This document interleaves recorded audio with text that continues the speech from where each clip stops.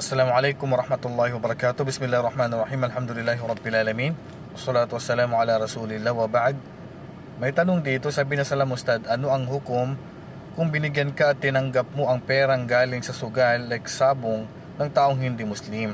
Pwede ba itong ipagbili ng pagkain o mga damit? Waalaikumsalam warahmatullahi wabarakatuh. Normal po sa mga hindi Muslim na ang kanilang hanap buhay ay galing sa haram. Sila ay nagre-riba, nagsusugal, nagbibenta ng baboy. Ang kalahatan, ang matibay ang katibayan ay pwede pong tanggapin. Ang propeta sallallahu alaihi wasallam, tinanggap niya yung regalo galing sa babaeng Hudyo, which is hindi lang niya tinanong kung saan galing. At common na po sa kanila na nakikipagtransact sila, negosyo nila ay galing sa haram. Tinugon din ng propeta sallallahu alaihi wasallam ang imbitasyon ng hindi Muslim sa panahon niya.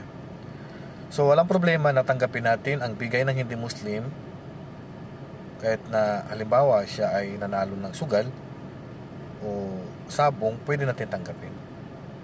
Kasi ang pagbabawal sa kanila lang yung sugal, direct sa kanila. Pero pag binigyan na sa atin, wala na problema doon. Pero kung kayang iwasan, lang siyang pinakamainam. Allahu a'lam. Assalamualaikum warahmatullahi wabarakatuh.